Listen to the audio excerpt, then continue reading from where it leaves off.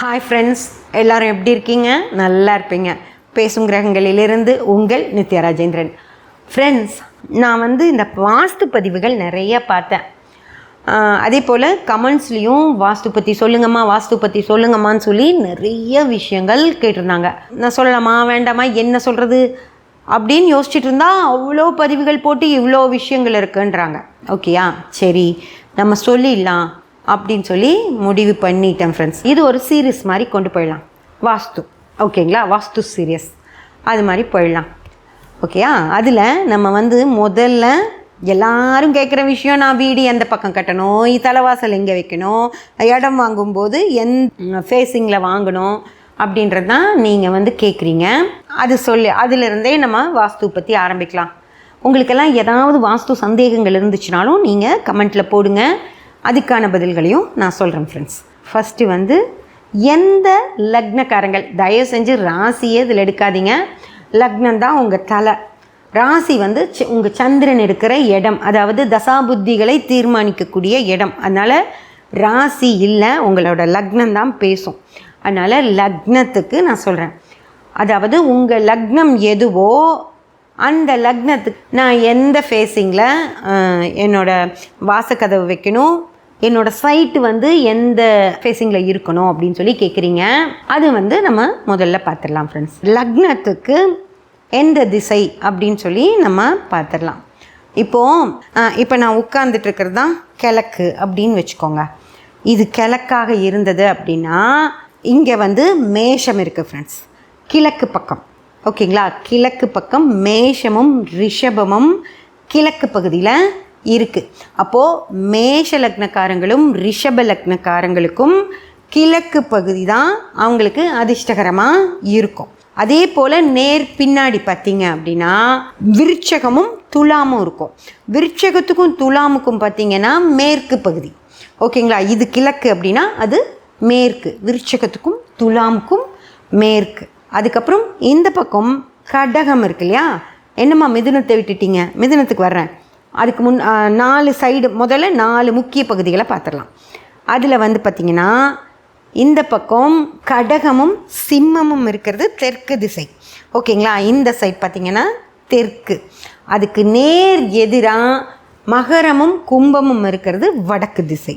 ஓகேங்களா, இப்படி தான் அந்த மகர லக்னம் கும்ப லக்னக்காரர்களுக்கு வடக்கு திசை அதிர்ஷ்டகரமாக இருக்கும்.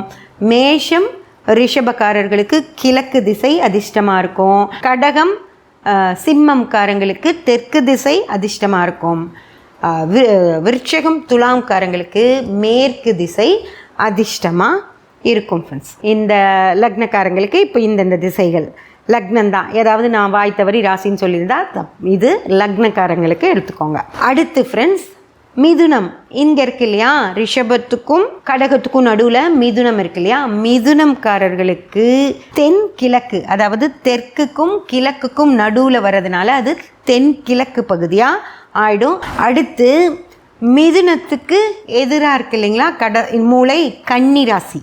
அந்த கன்னி ராசியை கன்னி லக்னக்காரர்கள் அப்படின்னு சொல்கிறேன். கன்னி லக்னக்காரர்களுக்கு பார்த்திங்கன்னா தென் மேற்கு, அதாவது தெற்கு திசைக்கும் மேற்கு திசைக்கும் நடுவில் வர்றதுனால அது தென்மேற்கு. தென்மேற்கு கன்னி லக்னக்காரர்களுக்கு தென்மேற்கு அதிர்ஷ்டத்தை கொடுக்கும். அடுத்து ஃப்ரெண்ட்ஸ், இந்த பக்கம் தனுசு இருக்கும். இந்த மூலையில், இந்த கட்டத்தில் இந்த மூலையில் இருக்கிறது தனுசு. தனுசு ராசி, அதை தனுசு லக்னம் அப்படின்னு எடுத்துக்கோங்க. தனுசு லக்னக்காரர்களுக்கு, உங்கள் ராசி வேறையாக இருக்கும், ஆனால் தனுசு லக்னக்காரர்களுக்கு மேற்குக்கு நடுவுலையும் வடக்குக்கு நடுவுலையும் அது வர்றதுனால அது வடமேற்கு லக்னம். ஓகேங்களா, தனுசு லக்னம் அப்படின்றது வடமேற்கு லக்னம். தனுசு லக்னக்காரர்களுக்கு வடமேற்கு அதிர்ஷ்டத்தை கொடுக்கும். அடுத்து மீனம். மீன லக்னக்காரர்களுக்கு வடக்கு பகுதிக்கும் கிழக்கு பகுதிக்கும் நடுவில் வர்றதுனால நம்ம மீன லக்னக்காரர்களுக்கு அதிர்ஷ்டத்தை தரக்கூடிய மீன லக்னம் இருக்கிற பகுதியை நம்ம ஈசானிய மூலை அப்படின்னு சொல்லி சொல்கிறோம் ஃப்ரெண்ட்ஸ். மிதுன லக்னக்காரர்களுக்கு அதிர்ஷ்டத்தை கொடுக்கறது தென்கிழக்கு, திசை. தென்கிழக்கு திசையை தான் நம்ம அக்னி மூலை அப்படின்னு சொல்லி சொல்கிறோம். அதே போல் கன்னி லக்னக்காரர்களுக்கு தென்மேற்கு கன்னி மூலை அப்படின்னு சொல்லி சொல்கிறோம். அடுத்து தனுசு லக்னக்காரர்களுக்கு அதிர்ஷ்டத்தை தர்றது வடமேற்கு திசை. அதை நம்ம வாய்வு மூலை அப்படின்னு சொல்லி சொல்கிறோம். இப்போ உங்களுக்கு புரிஞ்சுதா எந்தெந்த லக்னக்காரர்களுக்கு எந்தெந்த பகுதிகள் அவர்களுக்கு அதிர்ஷ்டத்தை தரும் அப்படின்னு சொல்லி பார்த்தீங்கன்னா, மேஷ லக்னக்காரர்களுக்கும் ரிஷப லக்னக்காரர்களுக்கும் கிழக்கு பகுதி அதிர்ஷ்டத்தை கொடுக்கும். மிதுன லக்னக்காரர்களுக்கு தென்கிழக்கு பகுதி அதிர்ஷ்டத்தை கொடுக்கும். கடகம் சிம்ம லக்னக்காரர்களுக்கு தெற்கு பகுதி அதிர்ஷ்டத்தை கொடுக்கும்.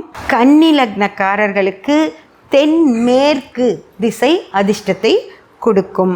விருச்சகம் துலாம் லக்னக்காரர்களுக்கு மேற்கு திசை அதிர்ஷ்டத்தை கொடுக்கும். தனுசு லக்னக்காரர்களுக்கு வடமேற்கு திசை அதிர்ஷ்டத்தை கொடுக்கும். மகரம் கும்ப லக்னக்காரர்களுக்கு வடக்கு திசை அதிர்ஷ்டத்தை கொடுக்கும். மீன லக்னக்காரர்களுக்கு வடகிழக்கு திசை அதிர்ஷ்டத்தை கொடுக்கும். ஃப்ரெண்ட்ஸ், இப்போ உங்களுக்கு நல்லா தெளிவாக இது புரிஞ்சது இல்லையா? இதுதான் ஒவ்வொரு லக்னக்காரர்களுக்கும் அவங்களுடைய அதிர்ஷ்டகரமான திசைகள்.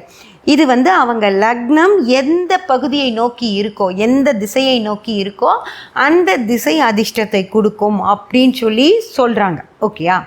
இப்போது நீங்கள் வீடு கட்டுறீங்க. வீடு கட்டுறப்போ நீங்கள் கேட்குறீங்க, எனக்கு எந்த திசை அதிர்ஷ்டத்தை கொடுக்கும்?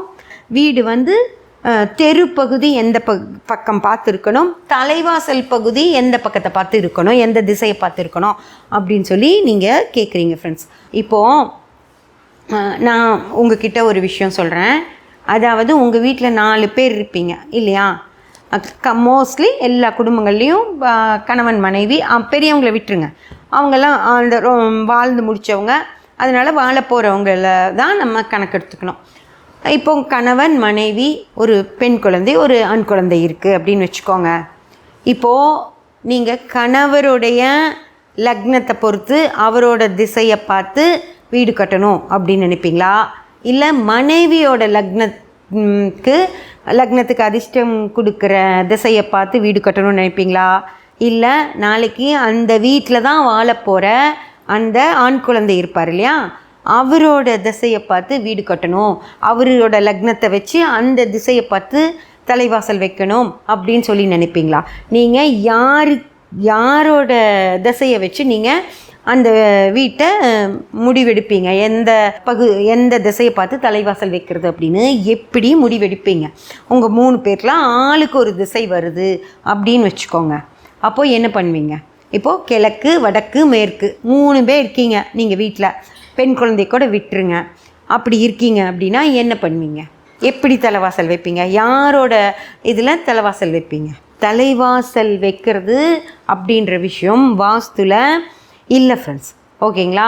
அந்த வாஸ்து இருக்குது, இந்த பகுதியில் வச்சாதான் வாஸ்து, இப்படி இருந்தால் தான் வாஸ்து, அப்படி இருந்தால் தான் வாஸ்து, அப்படி இல்லை. அதாவது மனைவி தான் ரொம்ப நேரம் அந்த வீட்டில் இருக்க போகிறாங்க. ஸோ அவங்களுக்கு முக்கியத்துவம் கொடுத்து அவங்களோட லக்ன திசையை வச்சு வைக்கணும்.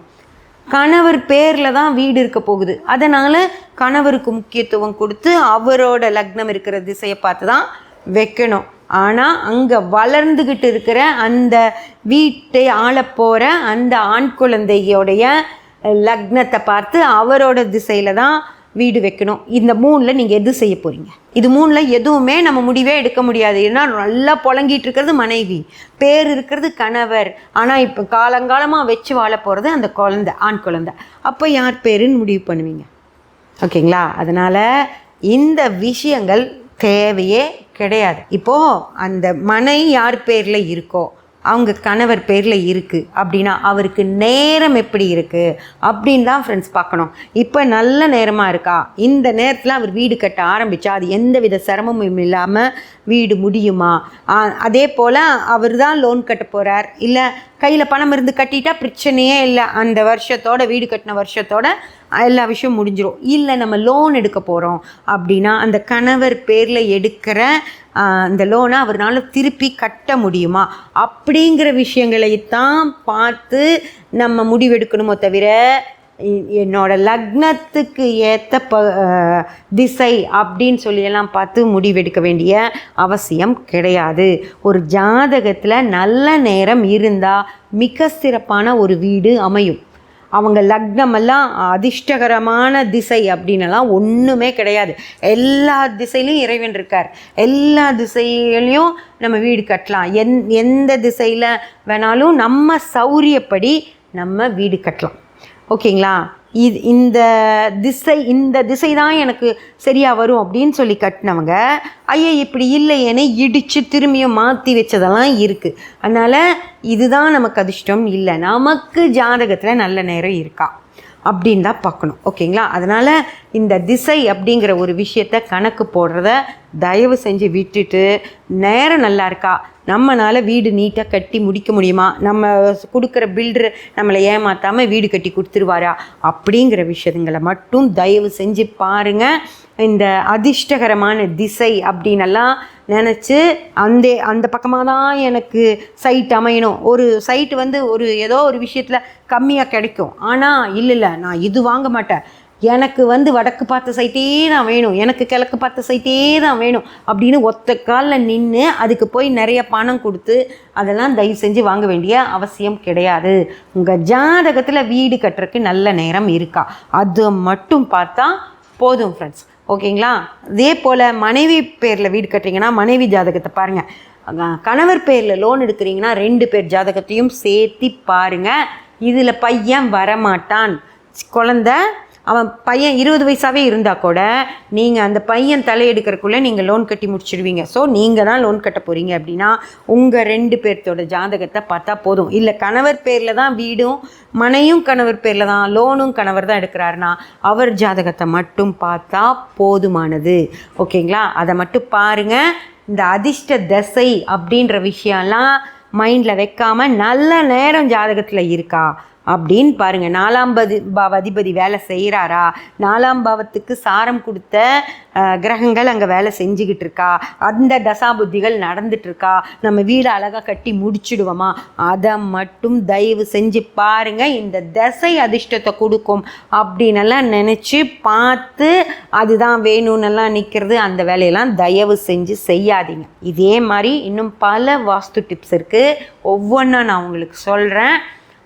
அதன்படி நடக்க பாருங்கள் ஃப்ரெண்ட்ஸ். ஓகேங்களா? வீடு உங்களுக்கு சூப்பராக வரும். சப்ஸ்கிரைப் பண்ணி பெல் பட்டன் ப்ரெஸ் பண்ணி வச்சுக்கோங்க. அப்போ தான் நான் போடுற எல்லா பதிவுகளும் உங்களுக்கு கிடைக்கும். லைக் பண்ணி ஷேர் பண்ணி கமெண்ட் பண்ணிங்கன்னா எனக்கு சப்போர்ட்டிவாக இருக்கும். Thank you friends.